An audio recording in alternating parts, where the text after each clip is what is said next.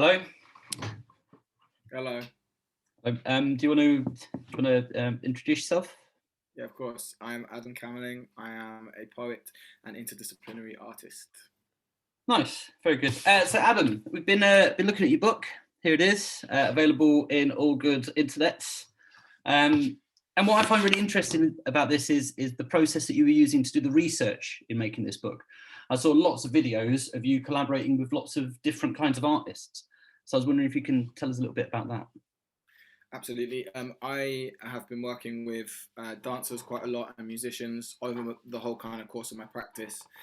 And obviously a massive part of the poetry collection writing process was very me and myself in my studio at my desk, writing, connecting with myself, conversing with myself, looking at my heritage and very personally focused. So in the later kind of stages of the process, I took the research to some of my collaborators. I worked with 3 wonderful dancers and 2 musicians, and we explored the themes of the book. And we essentially took the body of research that I'd been doing for the past 2 years, and we just opened it up in a kind of interdisciplinary fashion. And we explored some of the themes very directly of the poems, and we explored them physically and musically. And we also took some of the research and some of the kind of broader themes of the book and explored them as individuals, and kind of looked at how we as readers and as artists bring our own stories to the work that we read or that we consume, and then how that emerges as in performance research. It was an incredibly rich process, and I would recommend it for anyone that can. I think it's really interesting. I think there's particularly with those art forms, with music and with dance, there's a lot of sort of rhythm and like energy in what's happening with that. And I can see how your writing style and your performance style would really sort of mold into how that works. Then the thing for me is like, how do you then take all of that energy and all of that rhythm, all of that movement, all of that sound, and put that on a page? Well, it was one of the things that came out of the research that was so useful, especially in that later part of the process, is we're exploring movement. Music is movement, movement is movement. And you have a load of words on a page and they have to perform on the page. They can't move, but they perform. You move across them. When you're reading, and the forms that we found as musicians and as movers could be transposed onto the page, and that is what I did. At that last kind of push of writing, I had a collection, and it just needed to feel like a collection or look like a collection. You needed to open it and see that certain things connected in certain ways, and I hadn't quite found the key forms, and I was able to use that movement work that we did and just transpose it, take the movement of bodies and make my poems do that for the poems that demanded it. Not all of them did, but certain ones did, and it's wonderful to find something that you know is working, and then to look at the work that you have and hear the poems go, I want that. And so by listening to the work, you're able to kind of apply it, and Amazing. it's great.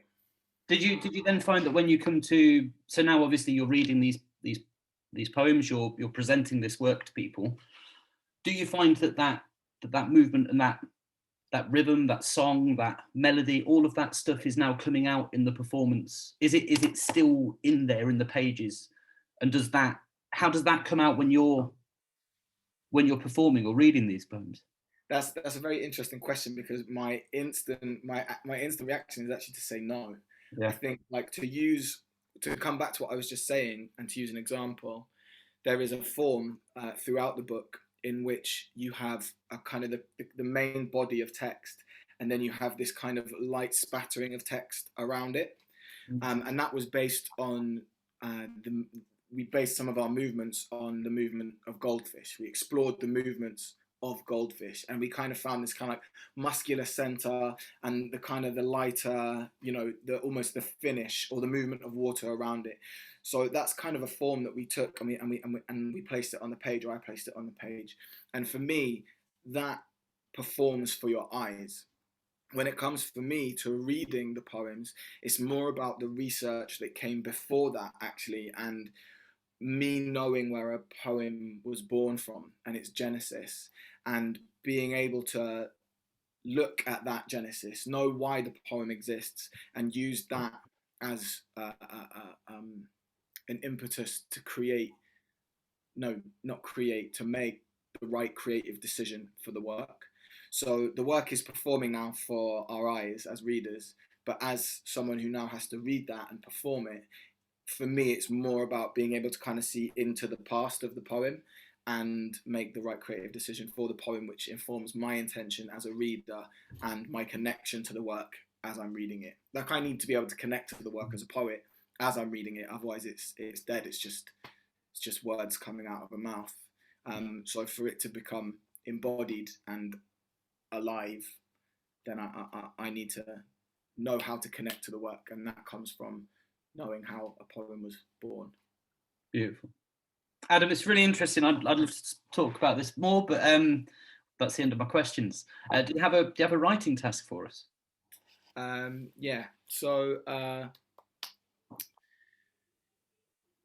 going to choose one of two. I'll tell you what. Let's base it on the origin story in Seda. Choose either an object or a creature or something that is somehow animate for you. It doesn't have to actually be alive, but something that is animate or that you feel is animate, and write its origin story. And I don't mean research how it came to be. I mean, look at it and think about some unique way that it could have become the thing that you're seeing now. Thank you. Adam, great talking to you. I'll see you again very soon. Cheers, nice one, Burko. Peace. Bye-bye.